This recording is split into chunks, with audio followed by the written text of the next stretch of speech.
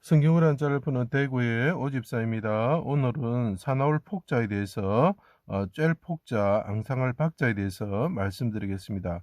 우리가 폭력할 때 폭자죠. 폭풍, 폭염 할 때 폭자죠.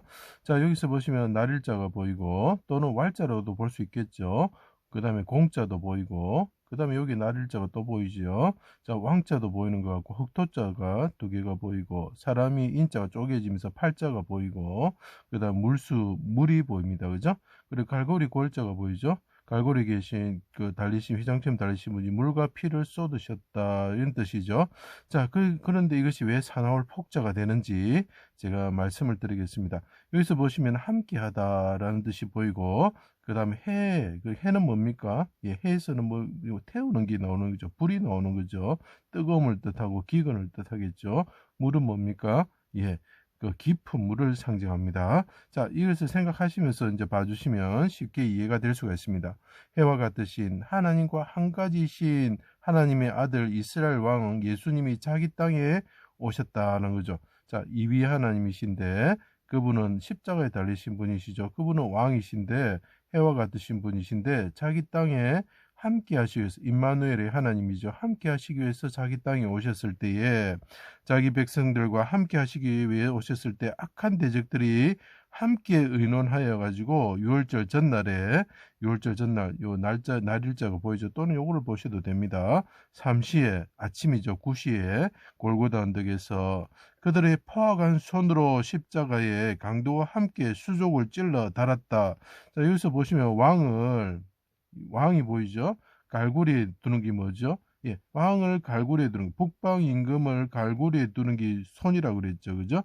그들의 포악한 손으로 십자가의 수족을 찔러서 달았다는 거예요. 손수자가 됩니다. 그때 이 임금이 하나님께 부르짖으면서 기뻐하신 뜻을 손으로 성취를 하는 거죠. 그래서 손수자가 되는 거죠. 수족을 찔러 달았고 창으로 옆구리를 찔러 피와 물을 쏟게 하였다. 함께 하시기 위해서 하나님이 이위 하나님께서 오셨는데 십자가에 달고 그 사람이 피를 흘리게 하였다. 십자가에서 피를 흘린 게 물수비 뭐죠? 예, 포도즙을 흘리게 하였다. 포도주를 흘리게 하였다는 뜻이죠. 쏟게 하였다. 이런 뜻이죠. 자, 그러면 여기 공자와 한 가지 공자 물수비니 합치면 뭡니까? 넓은 큰 물 홍자가 되는 것이죠. 자, 6일날 3시부터 6시까지 십자가에 갈고리에 달린 휘장처럼 해 아래 나무에 달리셨다는 거죠. 쬐다 햇빛에 말리다는 거죠. 해가 이것을 뭘 뜻합니까? 예, 해에서 그 뜨거운 기운이 나와서 십자가에 달리신 분이 불과 같은 고난을 받으셨다는 그것은 해에서 불이 나온다고 계시록에 이야기를 하고 있죠. 그것은 지옥불을 뜻하는 거고 기근을 뜻하는 거고 말라버리는 걸 뜻하는 거죠. 그래서 부자와 나사를 보시면 지옥불꽃 가운데 목마름을 대신 그분이 받으셨다는 거죠. 성전을 3일 만에 짓는 자의 하나님의 아들 이스라엘 왕이면 지금 내려와서 믿게 하라고 그들이 비방하였다. 그래서 업신여기다 이런 뜻이 있습니다. 육시의 해가 빛을 잃고 어둠이 온 땅에 덮을 때에 인자가 쪼개어지시면서 피 흘리시고 죽으시면서 뭐랍니까? 저를 8일째 되는 날, 안식일 다음 날, 7일 다음 날 구원하여 주십시오 하고 부르짖는 거죠. 나의 하나님 어찌하여 나를 버리셨나이까? 멀리하지 마옵소서, 속히 도우소서. 백합화처럼 크게 소리치셨습니다. 사망의 음침한 골짜기에서 함께하여 주십시오.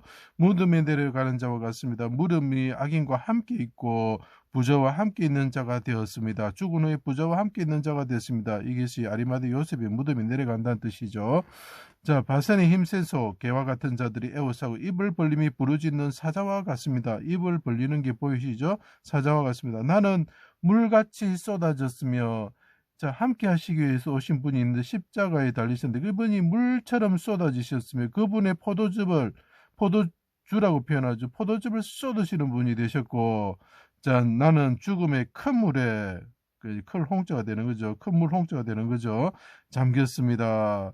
바다의 백합화를 생각하십니다. 바다가 큰 바다를 뜻하고 물을 뜻하죠. 그 옆에 보면 백합화처럼 부르짖는 분이 있죠. 그 옆에 소형상으로 박형상이라고 하죠. 소형상으로 둘러싼 자들이 10규빗마다 10마리씩 있었다는 거죠. 그것이 이 흙을 나타내는 사람들이 에워싸고 있는데, 가시 이게 풀 초짜 보이죠. 가시나무 같은 사람이 에워싸고 있을 때 백합화처럼 큰 물에 잠긴 사람이 부르짖습니다. 큰 물에서 나를 구원하여 주십시오. 죽음의 물에서 나를 구원하여 주십시오. 그래서 물이 어떤 겁니까? 사나운 폭풍에 있는 큰 바다의 물결에 잠겼습니다.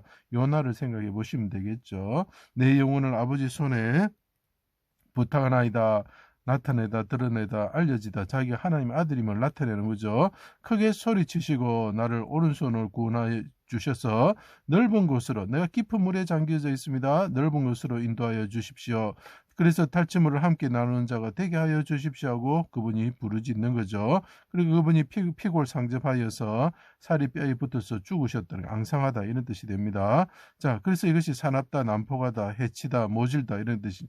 자, 십자가에 함께 하시기 오셨는데 그분이 죽음의 깊은 물에 들어가고 햇빛이 내리쬐는 그런 고통 속에 들어가셨다는 거죠.